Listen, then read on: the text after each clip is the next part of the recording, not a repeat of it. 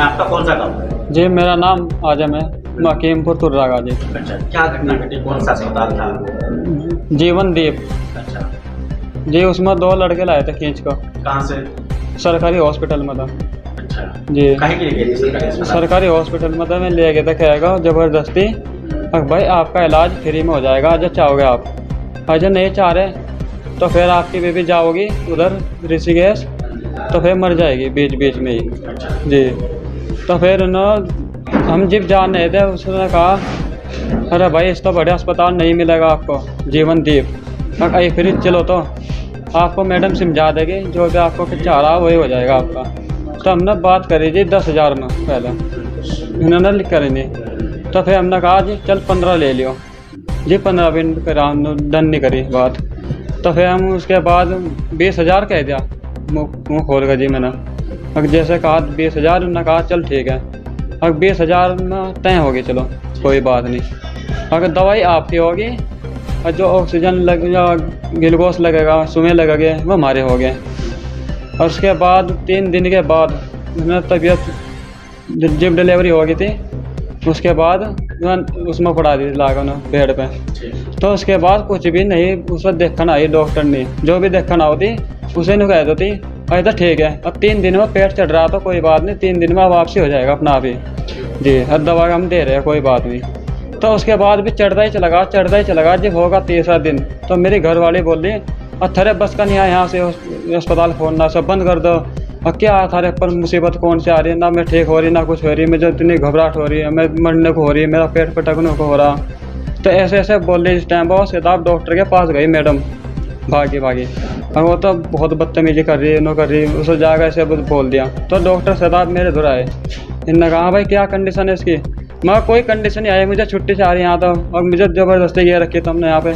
तो मैं थोड़ा घबरा गया था उस दिन बस। तो उन्होंने कहा डॉक्टर ना वो भाई ठीक हो जाएगी आपकी मैडम, कोई बात नहीं, ऐसा करो अल्ट्रासाउंड ला करवा के इसका।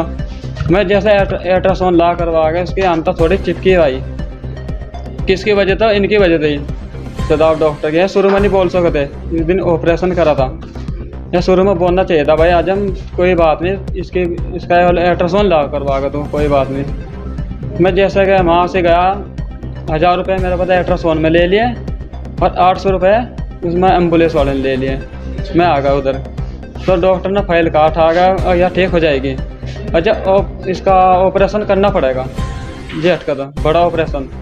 मैं कहा जी ऑपरेशन मतलब मैं मर जाऊँगा, मैं कहा इतने पास मेरे पास कोई पैसे नहीं आए, मैं ब्याज बोझ बैठा कर काम कर रहा आपका जी। तो फिर इन्होंने कहा चल ठीक है।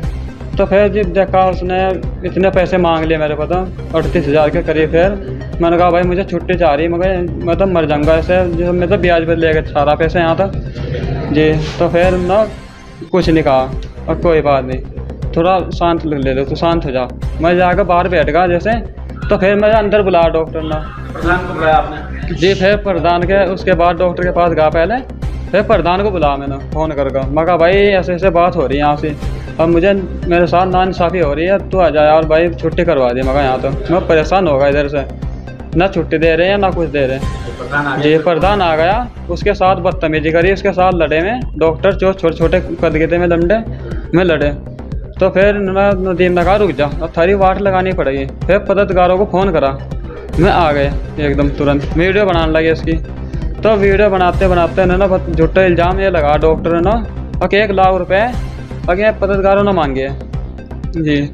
तो झूठ बात थी बिल्कुल जी, बदतमीजी बहुत की, घरवाली के साथ भी करी बदतमीजी, उनके साथ भी ऐसे ऐसे करा उन्होंने, पग नंगी पड़ा रखी सर, उसके ऊपर कपड़ा ढक रखा, और कपड़ा ढक को उन्होंने कहा मेरी मैडम ना।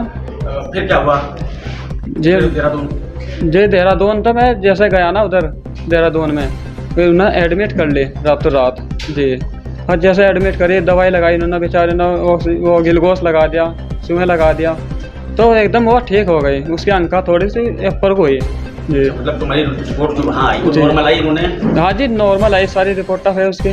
तो यहाँ इन्होंने क्यों रखा था ऐसे? बस पता नहीं, कुछ तो कुछ बता रहे थे, खून में इन्फेक्शन है, खून में मोटा हो रहा, उसका बारीक करना पड़ेगा थोड़ा थोड़ा, ऐसे ऐसे बोल के यहाँ फंसा रखा था बस इन्होंने। तुम्हारी एक वीडियो भी है जो कह रहे हो कि पत्रकारों वह जान का बनवाई क्या कहा, कैसे बनवाई? बस इन्होंने जान का बनाई हुआ और कहने लगे भाई आज हम तेरी ना तो ये देने के कागज और ना तुझे वहाँ जान देने के हम, और उल्टा केस हो जाएगा तेरे पास, और जो तू नहीं देगा हम वो वीडियो है और हम किसी को नहीं दिखाने के, तू बस एक वीडियो बना ले जैसे हम क्या हो गए ऐसे ही बोलिए।